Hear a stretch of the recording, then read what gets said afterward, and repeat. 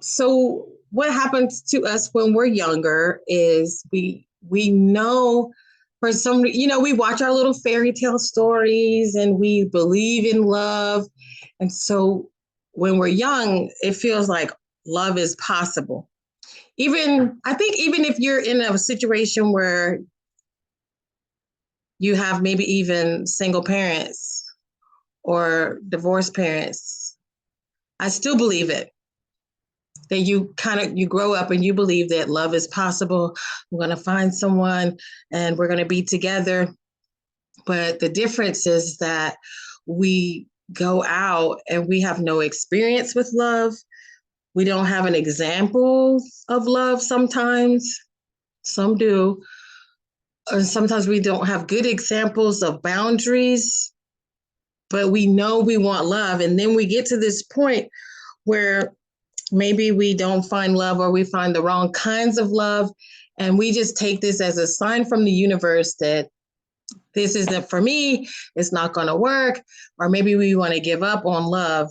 But this isn't because there is no love there for you. It becomes a belief.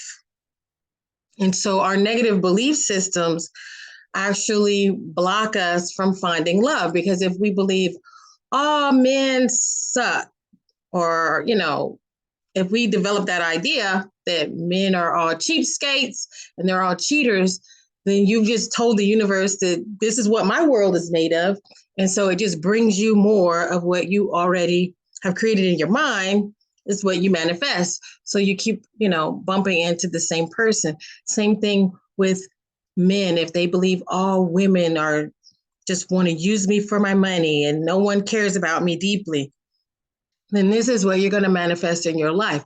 So definitely your mindset of what you think about, the law of attraction kicks in and you begin to attract what you think about. So you have to find ways to reverse this, right? So you have to actually change your mindset to change what you're actually going to manifest.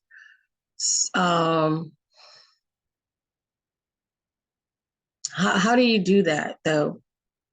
Now, we can look for examples of it. I know for me, when I see my friends happy and love together, I'm like the most excited, because that's when I'm thinking, good, if it's working for them, it can work for me. I actually work in the opposite, where some people might feel jealous. I'm excited when I see people happy and in love, because now I know that this can happen for me. I look for examples of it in where I am. So another thing you can do is really truly be honest with yourself about what it is that you want in a partner. And what you can do for yourself is to begin to love yourself more and treat yourself good, so that you can find a person and mirror that in them. They're going to mirror how you treat yourself. That's how they're going to treat you. The way you treat them, it just kind of magnifies or magnetizes in that way. I'm not going, if I'm a person that does not respect myself, then other people aren't going to respect me, and I'm not going to attract people that respect me. So I want to be this person that gives love and respect and receives love and respect. And I create this environment. Then anybody who does not appreciate that environment, they're pretty much going to move out of that environment. So a lot of people kind of limit themselves because we have what's called a soul family, right? And we begin to meet people who are soul family, and we think this is where our soulmate is, because we have the soul recognition. What we're actually identifying is our family. But then after a while, if you approach them in a dating relationship or a physical or sexual type relationship, what happens is, and it's very funny to me, because I had a friend that, like, I love this person. I really do. I love you. And we get along. But what happens is we talk so much, the physical or romantic part is like completely faded, because we're not supposed to be together in that way, in a romantic way. That's my family. That's my soul family. And so we have to be careful when we meet people to measure our levels of compatibility. So there's 7 types of soulmates that I wanted to discuss. Now, one type of soulmate is a twin flame. But before I even get into that, I just wanted to say this. You have more than one soulmate. You're going to meet a lot of souls that can interact with your soul, and we can get along and we can be romantic. But what do we do with it? And we can decide, maybe just because that person might be one of your soulmates, which one of them is the best for this lifetime? Because maybe you have been together in a past life and you have unfinished business to work on, but maybe that's not the person you're going to be with for a whole entire lifetime. So there's a twin flame. And this person is going to be like you, and they're going to mirror you. And it might be mirroring you from an earlier age, or it might be mirroring you from now. So you're going to have a lot in common. But now you might actually irritate each other because you actually have the same issues. So you can see that as like a training ground, because you're now seeing your mirror, right? You're seeing yourself in the mirror. Does that necessarily mean that you have to be with your twin flame? No, because there's a lot of friction there. And most of the time, those relationships will fade out. And so some people say, why be with a flame? Because flames go out, right? Then there's what's called an incompatible soulmate. An incompatible soulmate is someone you've known before. They might have been your soulmate in a past life, and you have physical and emotional attraction. But for whatever reason, you're just not compatible. And so here we are, we go out and we're in this dating world and we're bumping into people and we're liking them, we're physically attracted to them, but it doesn't click. And so we kind of we have a habit of thinking, well, there's something wrong with them and there's something wrong with me. Does it have to be, or can we just not be compatible? No hard feelings, and let's just let it go, right? Now, then there's this diamond in the rough soulmate. And this person is a soulmate who is compatible with you, and you've met them before. They have developed into the person they're supposed to be. And so we find ourselves looking at this person talking about potential, and boy, oh boy, that'll be very frustrating for you because you're waiting for this person to change and grow into who you want them to be. And is that what you really want to do? Do you want to sit around and wait for somebody to change when you really don't know when they're going to change or how they're going to change? Or maybe you're not even the person that can actually promote that change. Now, I could even say this for myself. My husband married this Erica and he married another Erica. And I'm sure we have a lot of similar qualities because we're both named Erica. But I noticed when I was with him, I was like, let's go hiking, let's go, camping, let's, all the fun things, let's exercise, let's go do these things. When he was with me, he did not want to do any of those things. Now imagine getting divorced and 10 years later, he's canoeing, he's hiking in Denver mountains, he's exercising, his cholesterol's gone down, he's lost weight. And I'm like, it just, even though she and I do have some similar, mindsets, I wasn't the person that brought the best out of him or that he was going to be the most compatible with to change at that time. And I wasn't willing to watch the train wreck that I was in. So that diamond in the rough, like, yeah, he's smart, genius potential, but not for me, right? Then the next person you're talking about is the one with unfinished business. You're going to meet people that you've been incarnated with before, and you guys have the zing, the power, and the passion. But you got something that y'all got to work out, some karma maybe on that side where they're like, hey, I need to show you the love that I didn't show you, whatever it is. But it's temporary. It's like they're coming into your life just for this unfinished business. And you have an opportunity to meet again and actually repair the karma, but it doesn't mean that is the one for you. So that was 4 down, still 3 more to go. Surprise, surprise. Then there's your compatible soulmate. You You're compatible with so many people. Don't give up. So this is a compatible soulmate who is perfect for you right now, because you're in this place right now where you're growing and changing. And if you're like learning new skills and beginning to travel, and you'll see this too. Some couples are together for 30 years maybe, and then when it comes to retirement, now this person isn't having this homebody life anymore. And they're like, it's time for me to travel. I want to do woodwork. I want to do all these things. And the other person's like, no, I don't want to do any of this stuff. And so now they're not compatible anymore. And it's still not a crime because people change. And I do want to say this, you can't be down on yourself because you change or someone else changes. This is inevitable. I actually had a friend of mine say because they were divorced that they were a failure. And it's like, how can you blame yourself because two people literally were in love with each other and had true love with each other, but then they changed? There's some things I wake up with and I'm like, this is the most important thing in the world. And a week later, I'm like, I guess not. Not to say that your love is exactly this way, but people change. What they believe change, what they think and they value changes. So it's not a crime if you have to change. So then there's what's called a compatible life soulmate. That sounds even better than all the rest, right?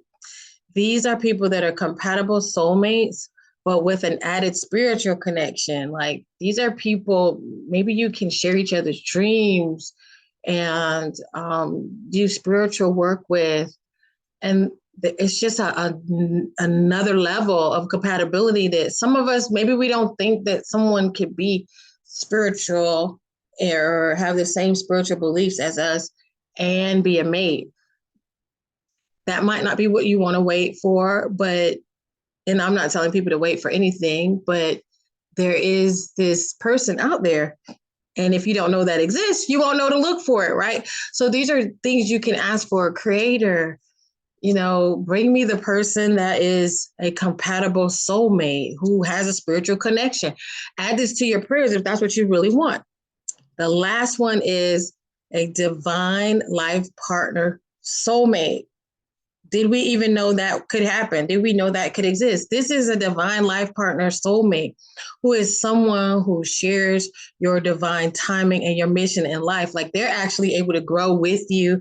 They're actually able to support you in what you do. You can support them in what you do and what they do.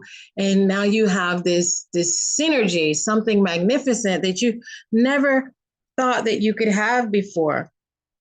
And I was in a conversation with a young lady yesterday, and she met someone who it's feeling like it's her soulmate, and they're trying to figure it out.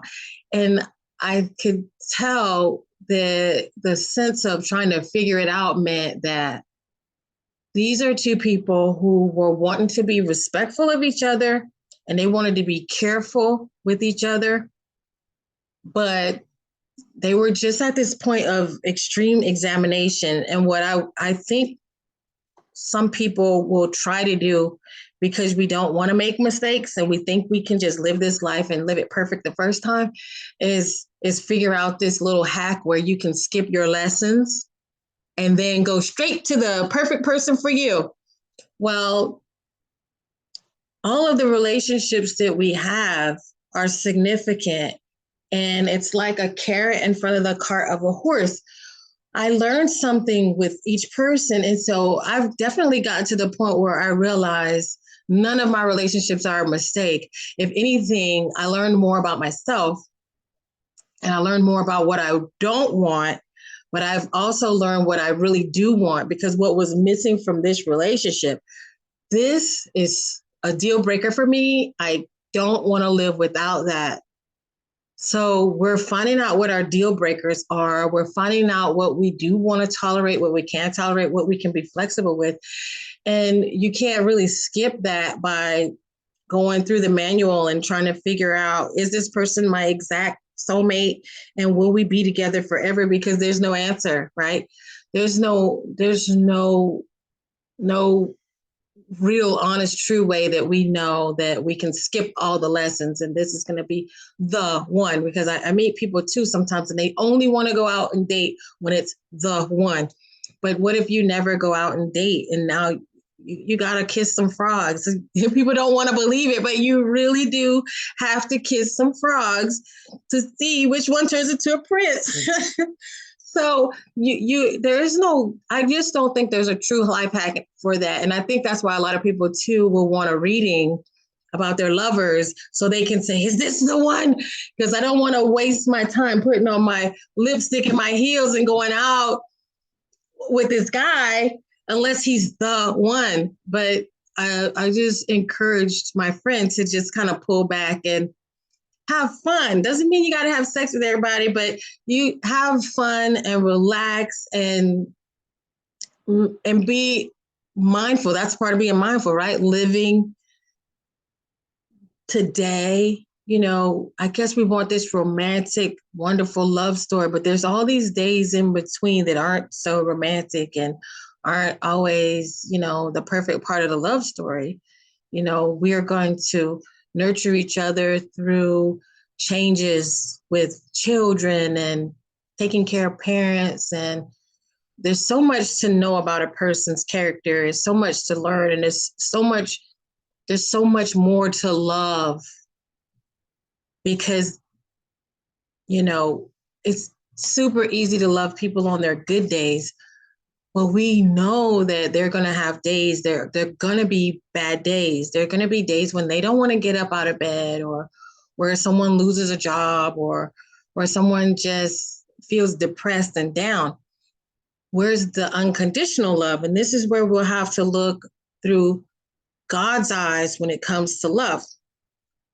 So one of the things that we would have to also repair is how we see God, because some people see God as this angry God that only wants to take and only wants to punish. And if you don't do what the person says, you know, if you don't do what God says, if you make a mistake, then you're out and banished.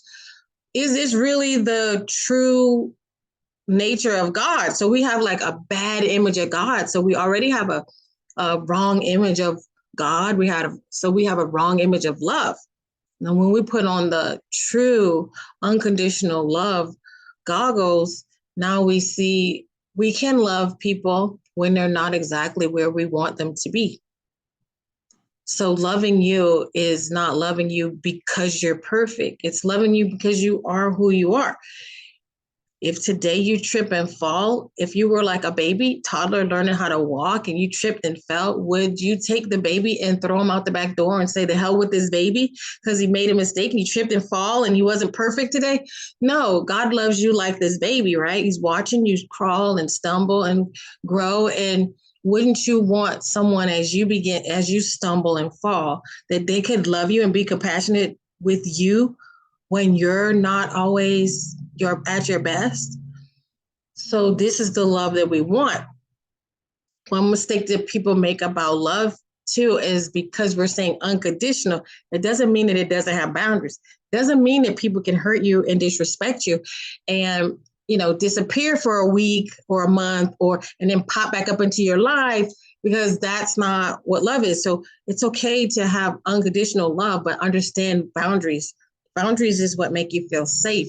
It's what make you feel nurtured. So bottom line is